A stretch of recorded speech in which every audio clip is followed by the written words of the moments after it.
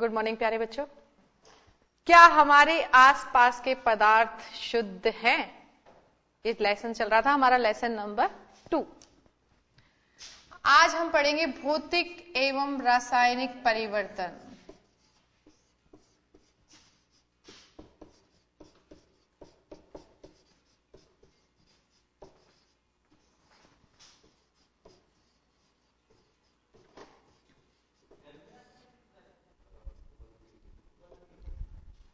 देखिए बच्चों, जो पदार्थ है उसकी 3 अवस्थाएं होती हैं। तो पदार्थ की अवस्थाएं अगर देखें, पदार्थ की अवस्थाएं कितनी है? 3। अगर हम देखें, पहली ठोस, द्रव व गैस। और आप अच्छे से पहचान सकते हैं कि बर्फ ठोस का रूप है, जल द्रव का रूप है और गैस है वाष्प या भाप। तो कोई हम विशेष पदार्थ ले, विशेष पदार्थ जैसे जल ले, इसका फॉर्मूला होता है H2O। जल का भी सूत्र होता है H2O, वाष्प का सूत्र भी होता है H2O। जो इसका सूत्र है जल का, वो तीनों अवस्थाओं में, ठोस द्रव गैस, तीनों अवस्थाओं में क्या है? H2O है। और अगर हम इसकी अवस्थाएं देखें जल की, तो ठोस अवस्था को हम कहते हैं बर्फ, द्रव अवस्था को कहते हैं जल और गैस अवस्था को कहते हैं वाष्प। तो पदार्थ की 3 अवस्थाएं हैं, कोई सा भी पदार्थ ले सकते हैं हम। तो 3 अवस्थाएं हैं, ठोस द्रव और गैस। अब देखिए बच्चों, हमने जब जल का उदाहरण लिया है तो हम देखते हैं, अगर हम ठोस को गर्म करें, बर्फ को गर्म करें, तो हमें क्या मिलता है? जल, द्रव अवस्था। द्रव अवस्था को अगर गर्म करें तो हमें मिलती है भाप। पानी को गर्म करते हैं तो क्या मिलती है? भाप। तो हम क्या देख रहे हैं बच्चों कि गर्म करने पे एक अवस्था दूसरी अवस्था में बदल रही है, पदार्थ की एक अवस्था दूसरी अवस्था में चेंज हो रही है। या फिर हम इसका उल्टा लेकर चलें, अगर ठंडा करें, भाप को ठंडा करोगे तो मिलेगा आपको द्रव यानी कि जल। क्या करने पे? ठंडा करने पर। और अगर जल को और ठंडा करोगे यानी कि बर्फ बन जाएगी उसकी, तो हमें मिलेगी बर्फ। तो जल को ठंडा करने पर क्या मिलेगी? बर्फ। तो विपरीत चलते हैं कि टेम्परेचर बढ़ाओगे तो ठोस से द्रव और द्रव से गैस अवस्था प्राप्त हो रही है हमें जल की, और अगर टेम्परेचर कम करोगे तो गैस से द्रव और द्रव से ठोस अवस्था प्राप्त हो रही है। लेकिन क्या इसमें जल का सूत्र H2O, H2O, H2O क्या चेंज हो रहा है? क्या नहीं, तीनों अवस्थाओं में सूत्र एक ही है। H2O ठोस में है, H2O ही किसमें है? द्रव में है, और H2O ही किसमें है? गैस में। तो तीनों अवस्थाओं में क्या है? सूत्र एक ही है। तो यहां पर हम क्या देखते हैं कि यहां पर सिर्फ पदार्थ की अवस्थाएं बदल रही हैं, उनका रासायनिक संगठन नहीं बदलता। क्या बदल रही है? पदार्थ की अवस्थाएं, पदार्थ का रासायनिक संगठन नहीं बदलता। तो ऐसा परिवर्तन जिसमें सिर्फ केवल पदार्थ की अवस्थाएं बदलती हैं, उसका संगठन, रासायनिक संगठन नहीं बदलता। रूप रंग बदलता है, अवस्थाएं बदलती हैं, लेकिन उसका रासायनिक संगठन नहीं बदलता, वह कहलाता है भौतिक परिवर्तन। क्या कहलाएगा? भौतिक परिवर्तन। तो हम यहां पर भौतिक परिवर्तन की परिभाषा लिख सकते हैं बच्चों।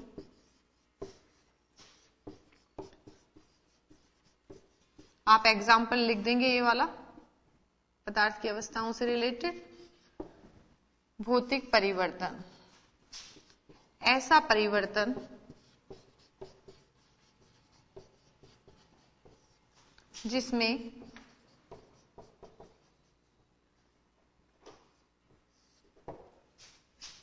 पदार्थ की पदार्थ के लिख देंगे बच्चों हम यहां पर, पदार्थ के भौतिक गुण या अवस्था परिवर्तित होती है,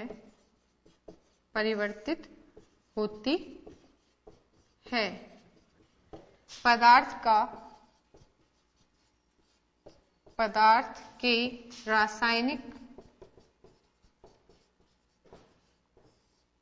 संगठन में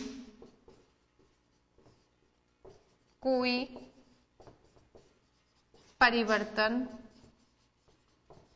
पदार्थ के रासायनिक संगठन में कोई परिवर्तन नहीं होता, भौतिक परिवर्तन कहलाता है, भौतिक परिवर्तन कहलाता है। देखिए बच्चों यहां पर सिर्फ जल की अवस्था ही बदल रही है, जल का रासायनिक संगठन नहीं बदल रहा, जल का सूत्र नहीं बदल रहा, जल का सूत्र वही है H2O। तो ऐसा परिवर्तन जिसमें पदार्थ के गुण, भौतिक गुण जैसे कि रंग, रूप या अवस्था परिवर्तित होते हैं, पदार्थ के रासायनिक संगठन में कोई परिवर्तन नहीं होता, भौतिक परिवर्तन कहलाता है। नोट कर लीजिए बच्चों इसे।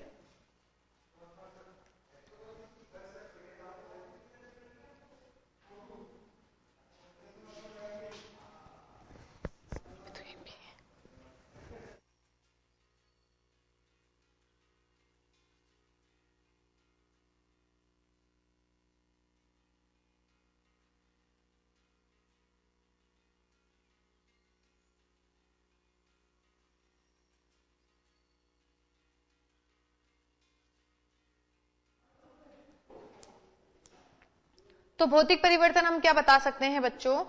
ऐसा परिवर्तन जिसमें पदार्थ के भौतिक गुण या अवस्था परिवर्तित होती है, पदार्थ के रासायनिक संगठन में कोई परिवर्तन नहीं होता, भौतिक परिवर्तन कहलाता है। और हमने एग्जाम्पल बता दिया है, जैसे कि जल की 3 अवस्थाएं हैं, ठोस, द्रव, गैस, बर्फ, जल और भाप। इसमें रासायनिक सूत्र वही है, सिर्फ क्या बदल रही हैं? अवस्थाएं बदल रही हैं, भौतिक अवस्थाएं।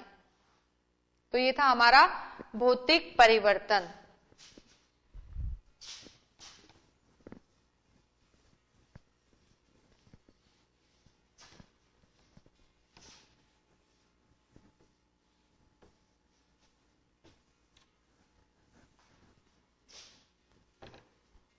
देखिए बच्चों, एक चम्मच चीनी लेते हैं या ग्लूकोज लेते हैं और उसको क्या करते हैं? गर्म करते हैं।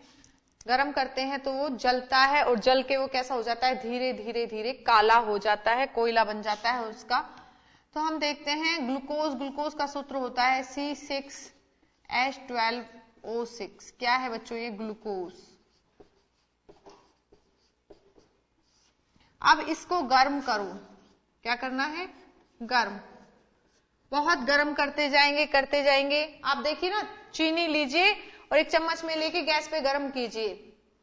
तो गैस पे गर्म करेंगे तो पहले चीनी पिघलेगी, फिर उसके बाद क्या होगी? वो ब्राउन ब्राउन हो जाएगी और लास्ट में बिल्कुल कैसी हो जाएगी? काली हो जाएगी, क्योंकि उसमें से जल के पूरे अणु बाहर निकल जाते हैं। तो देखिए, जब हम इसको गर्म करते हैं तो लास्ट में हमें काला पदार्थ कोयला प्राप्त होता है और जल क्या होता है? भाप बनके, ये जो भाप बनेगी, इसकी वाष्प बनेगी, बाहर निकल जाता है। तो यहां पर देखिए कि ग्लूकोज कैसा था? सफेद। ग्लूकोज कैसा था? सफेद, है ना? श्वेत था, सफेद था।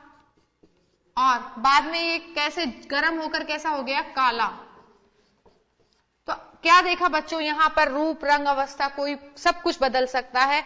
और साथ में देखिए यहां पर सूत्र क्या था? C6H12O6, और ये बदल गया खाली कार्बन में, कोयले में, क्योंकि ये तो भाप बन के उड़ जाता है पानी। तो यहां पर क्या देख रहे हैं हम कि पदार्थ की अवस्था, रूप, रंग, इनके साथ साथ पदार्थ का रासायनिक संगठन भी परिवर्तित हो जाता है। तो ऐसा परिवर्तन कहलाता है रासायनिक परिवर्तन। तो ये एग्जाम्पल है किसका? रासायनिक परिवर्तन का। हम देख रहे हैं बच्चों रासायनिक परिवर्तन। भौतिक परिवर्तन की हमने परिभाषा लिख ली थी ये एग्जाम्पल है रासायनिक परिवर्तन का। अब हम देखते हैं ऐसा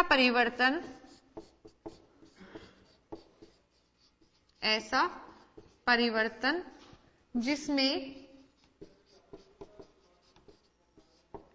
पदार्थ के भौतिक गुणों एवं अवस्था के साथ पदार्थ के रासायनिक संगठन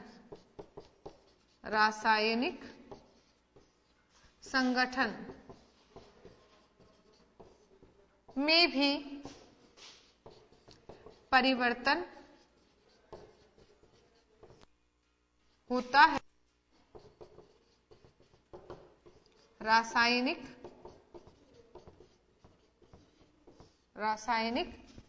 परिवर्तन कहलाता है।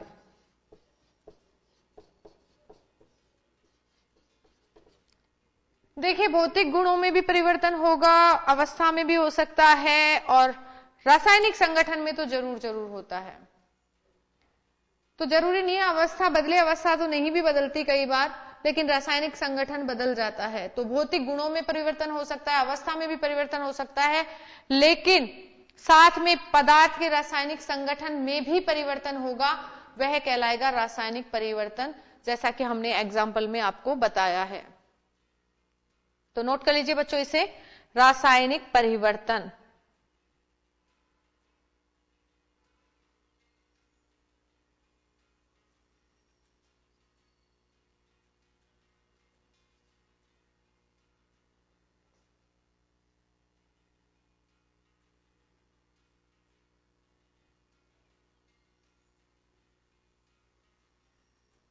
तो जलना, किसी भी चीज का जलना क्या है? एक रासायनिक परिवर्तन है, और रासायनिक परिवर्तन के फलस्वरूप नया पदार्थ बनता है। तो हम लिख सकते हैं रासायनिक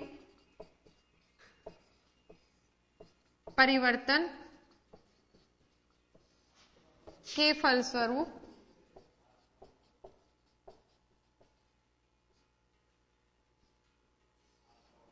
नया पदार्थ बनता है।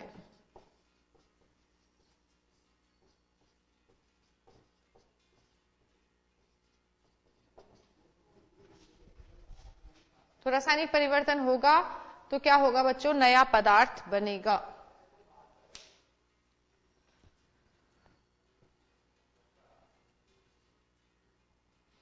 तो ये हमने देखा भौतिक एवं रासायनिक परिवर्तन।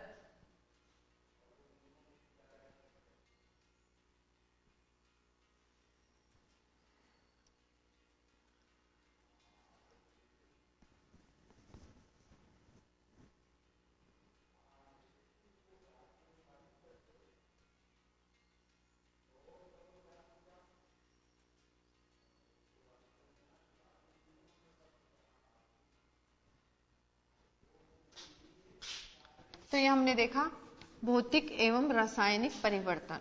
अब हम देखते हैं शुद्ध पदार्थ। अभी तो पहले जो हमने देखे थे वो अशुद्ध पदार्थ थे, दो या दो से अधिक मिक्सचर थे, जिनको हमने क्या किया? पृथक किया था, पृथक्करण किया था भाप आसवन से, आसवन विधि से, पृथक्करण विधि से, जो कीप वाली पृथक्करण विधि थी उनसे, डाइस का किया था। तो ये हमने क्या किया था? पृथक्करण किया था अशुद्ध पदार्थों का या मिश्रणों का, और उसमें हमने देखा था विलयन, कोलाइडल विलयन और निलंबन, कई सारी चीजें हमने पढ़ी थी बच्चों। अब हम देखते हैं शुद्ध पदार्थ।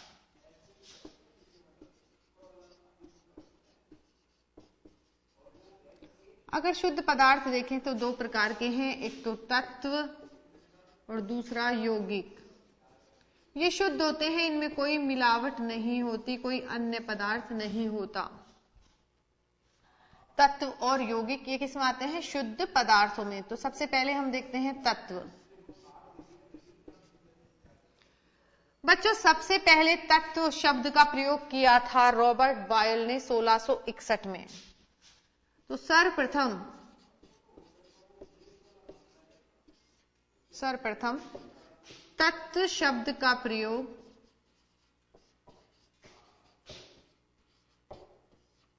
रॉबर्ट बॉयल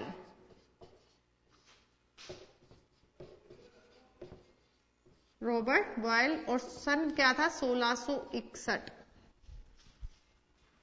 रॉबर्ट बॉयल ने प्रयोग किया। प्रयोग तो हम पहले लिख चुके हैं, तो हम लिख देते हैं ने किया। तो सर्वप्रथम तत्व शब्द का प्रयोग किया था रॉबर्ट बॉयल ने 1661 में, सन 1661 में।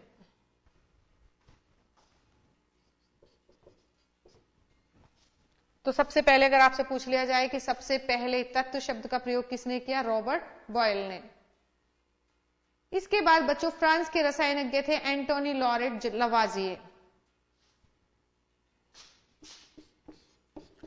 फ्रांस के रसायनज्ञ एंटोनी लॉरेट लवाजिए ने सर्वप्रथम या सबसे पहले या सर्वप्रथम प्रयोग के आधार पर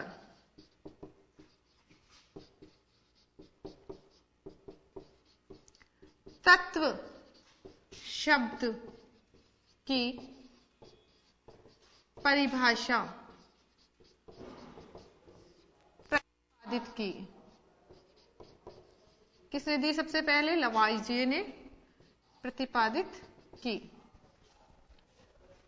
देखिए बच्चों, एंटोनी लॉरेट लवाजिए ने सर्वप्रथम प्रयोग के आधार पर प्रयोग किए उन्होंने, और उसके आधार पर तत्व शब्द की परिभाषा प्रतिपादित की, और ये किया था सन 1743 से 1794 सन 1743 से 1794 के बीच किया था इन्होंने।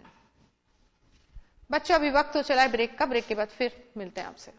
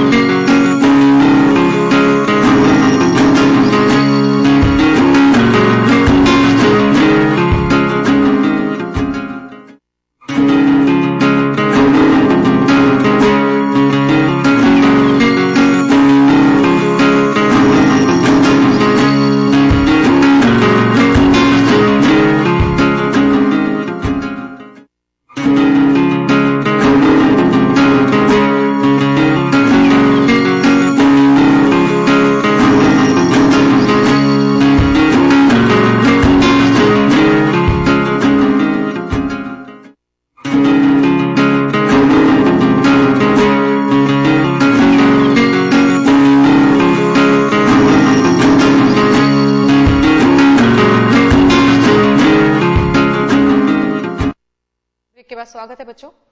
तो अभी हम बता रहे थे आपको तत्व। तो फ्रांस के रसायनज्ञ एंटोनी लॉरेट लवाजिए, जिसने सन 1743 से 1794 94 में प्रयोग किए और प्रयोगों के आधार पर सबसे पहले तत्व शब्द की परिभाषा दी थी, परिभाषा प्रतिपादित की है। और इनके अनुसार परिभाषा क्या थी? तत्व पदार्थ का वह मूल रूप है जिसे रासायनिक प्रतिक्रिया द्वारा अन्य सरल पदार्थ में विभाजित नहीं किया जा सकता। क्या बता सकते हैं कि तत्व पदार्थ का वह मूल रूप है जिसे कोई भी रासायनिक प्रतिक्रिया कर लो, रासायनिक प्रतिक्रिया के द्वारा और छोटे या और अन्य सरल पदार्थों में विभाजित नहीं किया जा सकता। ये परिभाषा किसने दी है? लवाइजिए ने। किसकी परिभाषा है बच्चों? ये तत्व की। नोट कर लीजिए आप।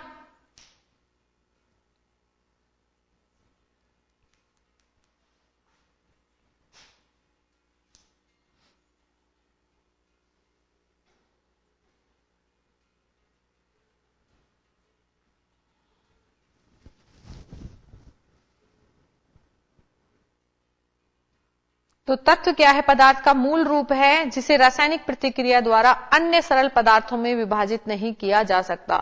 सबसे पहले तत्व शब्द का प्रयोग किया था रॉबर्ट बॉयल ने। उसके बाद परिभाषा दी थी लवाइजिए ने। और परिभाषा क्या है बच्चों? तत्व पदार्थ का वह मूल रूप है जिसे रासायनिक प्रतिक्रिया द्वारा अन्य सरल पदार्थ में विभाजित नहीं किया जा सकता है।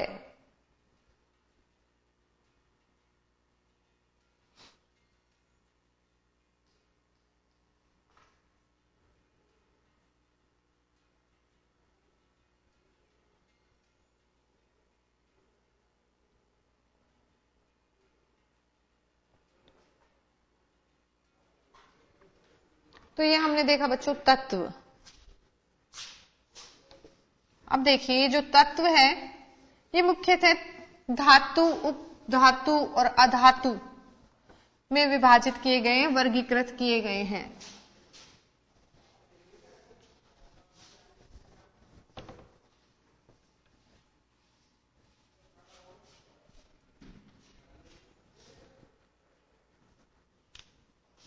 तो हम बता सकते हैं तत्वों को साधारणतया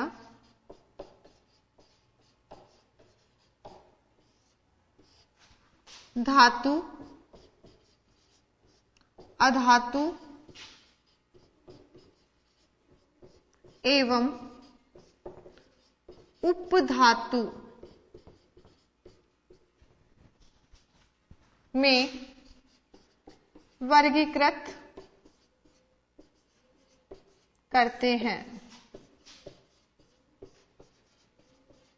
धातु, अधातु एवं उपधातु में। तो सबसे पहले हम तत्व का धातु बताएंगे, धातु के गुणधर्म। तो आपने 8th क्लास में भी पढ़ा होगा बच्चों धातु के गुणधर्म। धातुएं चमकीली होती है, यानी कि धातुओं में चमक होती है। देखिए तांबे के बर्तन लाते हैं, चांदी के लाते हैं, सोने के लाते हैं, तो उनमें क्या होती है? चमक होती है। धातुओं को पीट पीट कर उनकी चद्दर बनाई जाती है। जैसे लोहे के गेट होते हैं तो चद्दर बनी होती है, या बॉक्स वगैरह होते हैं वो भी चद्दर के बने होते हैं। तो उनको पीट पीट कर क्या करते हैं? उनकी चद्दरें बनाई जाती हैं। और धातुओं का यह गुण कहलाता है आघात वर्धनीयता। क्या कहलाएगा? आघात वर्धनीयता। तो हम कह सकते हैं कि धातुओं को पीट पीट कर चद्दरें बनाई जाती हैं। धातुओं का यह गुण, कौन सा? चद्दर बनने वाला। धातुओं का यह गुण आघात वर्धनीयता, आघात वर्धनीयता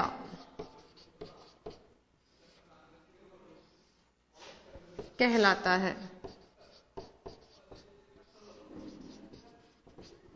धातुओं के तार भी बनाए जाते हैं और यह गुण कहलाता है तन्यता। धातुओं के तार बनाए जाते हैं, यह गुण, धातुओं का यह गुण तन्यता, तन्यता यानी कि तार बनाना, तन्यता कहलाता है। धातुओं के तार बनाना क्या कहलाएगा? तन्यता। धातुओं में आवाज होती है तो यह गुण क्या कहलाता है? ध्वनिकता। धातुओं में आवाज होती है। यह गुण ध्वनिकता, आवाज निकलना क्या कहलाएगा? ध्वनिकता कहलाता है।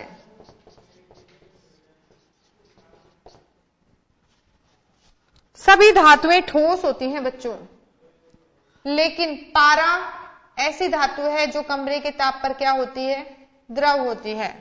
तो हम नेक्स्ट लिख सकते हैं, सभी धातुएं ठोस होती हैं, लेकिन सोडियम व पोटेशियम, सोडियम व पोटेशियम, सोडियम व पोटेशियम मुलायम धातु है, मुलायम धातु है, तथा पारा कमरे के ताप पर द्रव अवस्था में होता है, द्रव अवस्था में होता है। देखिए बच्चों, सभी धातुएं कैसी होती है? ठोस होती है, लेकिन सोडियम और पोटेशियम साबुन की तरह मुलायम होती है, उसे चाकू से भी काट सकते हैं। तो मुलायम धातु है कौन? सोडियम और पोटेशियम। और पारा तो क्या है? कमरे के ताप पर द्रव अवस्था में होता है। सभी धातुएं ठोस हैं, लेकिन सोडियम पोटेशियम मुलायम धातु है, और पारा क्या है? कमरे के ताप पर द्रव अवस्था में होता है। तो अभी हमने धातुओं के 5 गुण बताए बच्चों, इन्हें नोट कीजिए। अभी और बताती हूं आपको धातुओं के गुण।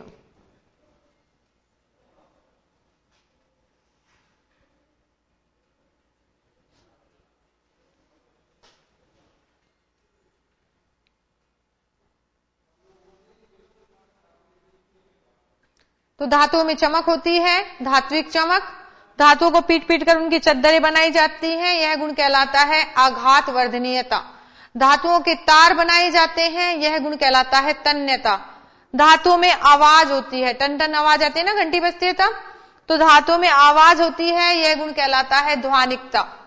सभी धातुएं ठोस होती हैं, लेकिन सोडियम पोटेशियम मुलायम धातु है, तथा पारा कमरे के ताप पर द्रव अवस्था में होता है। तो ये अभी हमने देखे धातुओं के गुण। अभी धातुओं के और गुण बता रही हूं बच्चों आपको।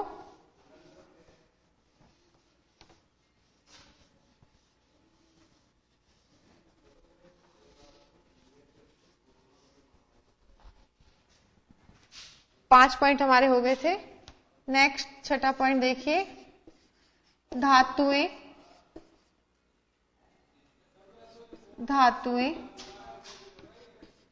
विद्युत तथा ऊष्मा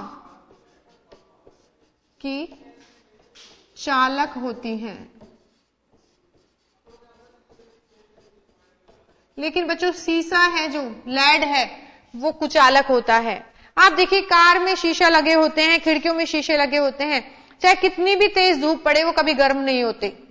अगर आप इस कांच को अगर आप धूप में पटक देंगे तो बच्चों गर्म नहीं होगा, लेकिन अगर आप स्टील की या तांबे की, पीतल की कोई भी प्लेट धूप में रख दोगे तो वो गर्म हो जाएगी। तो धातुएं कैसी होती हैं? विद्युत और ऊष्मा की चालक हो जाती हैं, यानी कि गर्म होती हैं या विद्युत धारा प्रवाहित होती है। लेकिन लेड ऐसी धातु है जो कैसी होती है? ऊष्मा की कुचालक होती है।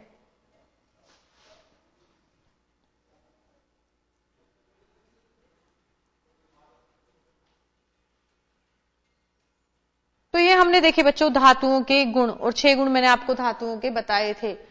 तो जो तत्व है उनको धातु, अधातु और उपधातुओं में बांटा गया है, और हमने पहले बताया आपको धातुओं के गुण।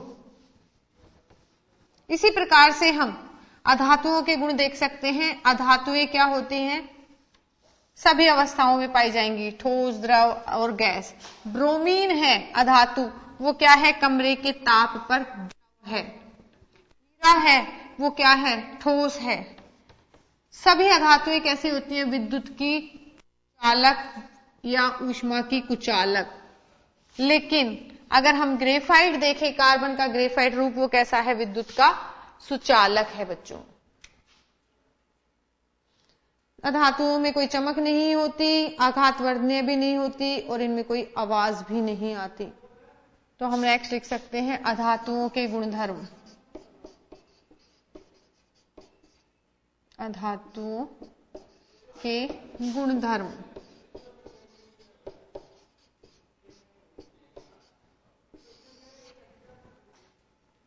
तो बता सकते हैं ये ठोस, द्रव व गैस तीनों अवस्थाओं में होती हैं।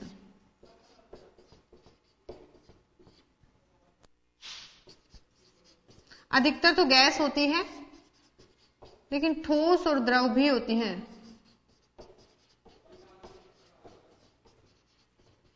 द्रव अधातु का उदाहरण है बच्चों ब्रोमीन। ठोस का उदाहरण बता सकते हैं हम हीरा, कार्बन का रूप है। किसका रूप है बच्चों? कार्बन का। तो ये कैसी है? ठोस। अधातुएं विभिन्न रंग की होती हैं। कैसी होती है ये? विभिन्न रंगों की।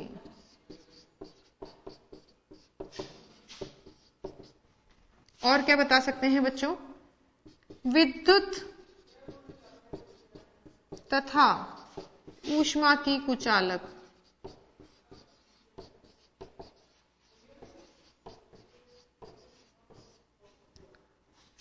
लेकिन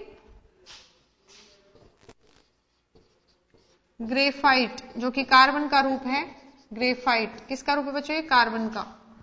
ग्रेफाइट विद्युत का सुचालक है।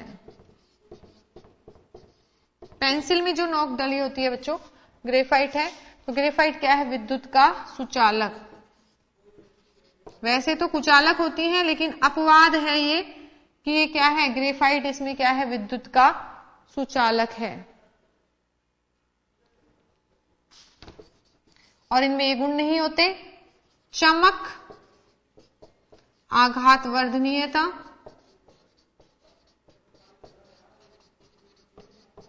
चमक, आघातवर्धनीयता, तन्यता, ध्वनिकता।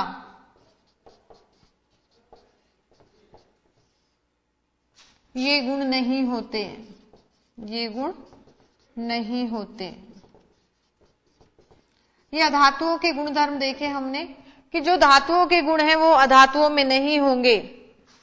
धातुएं तीनों अवस्थाओं में होंगी: ठोस, द्रव और गैस।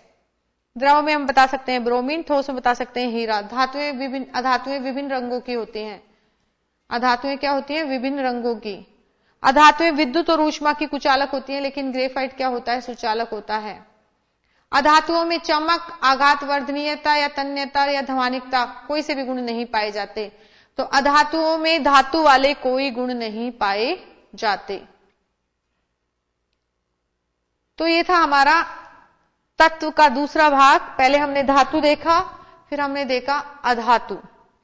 अब धातु और अधातु दोनों के कभी तो धातु की तरह व्यवहार करे, कभी अधातु की तरह व्यवहार करे। जब दोनों गुण रखता है कोई, तो वो कहलाती है उपधातु। क्या कहलाएगी? उपधातु। तो नेक्स्ट हम देख सकते हैं उपधातु।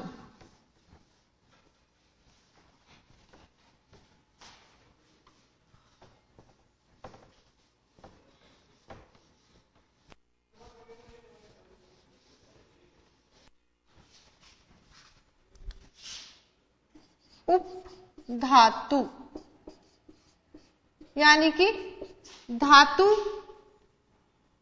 धातु और अधातु दोनों के बीच की जो होती है वो होती है क्या बच्चों? उपधातु। कभी तो धातु के कैरेक्टर शो करेगी, कभी अधातु के कैरेक्टर शो करेगी, और ये क्या होती है बच्चों? उपधातु। जैसे उदाहरण बता सकते हैं हम, जैसे उदाहरण याद कर सकते हैं आप: बोरॉन, सिलिकॉन, जर्मेनियम। ये क्या है बच्चों? उपधातु है।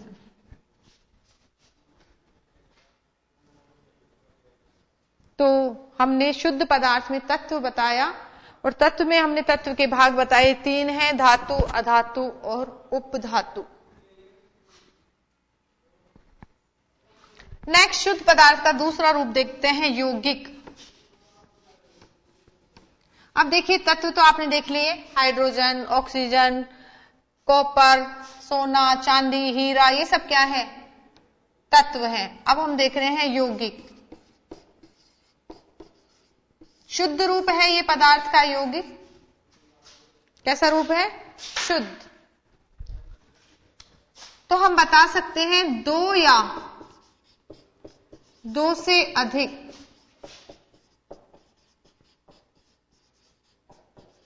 तत्व निश्चित अनुपात में, फिक्स होगा अनुपात भी, निश्चित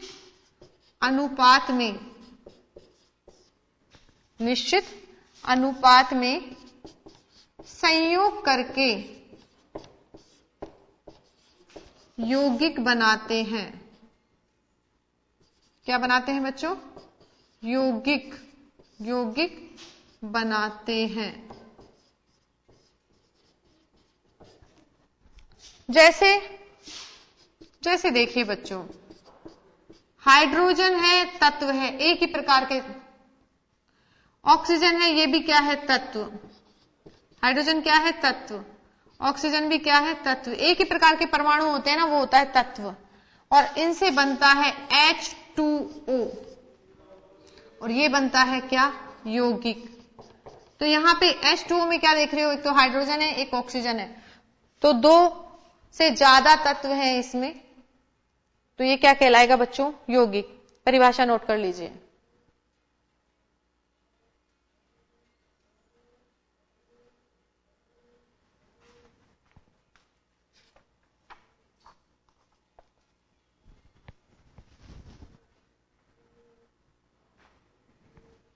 तो बच्चों ये हमारा लेसन नंबर 2 हो चुका है रिवीजन में, और इसमें मिश्रण और यौगिक में क्या है अंतर है वो आप खुद करेंगे घर पर।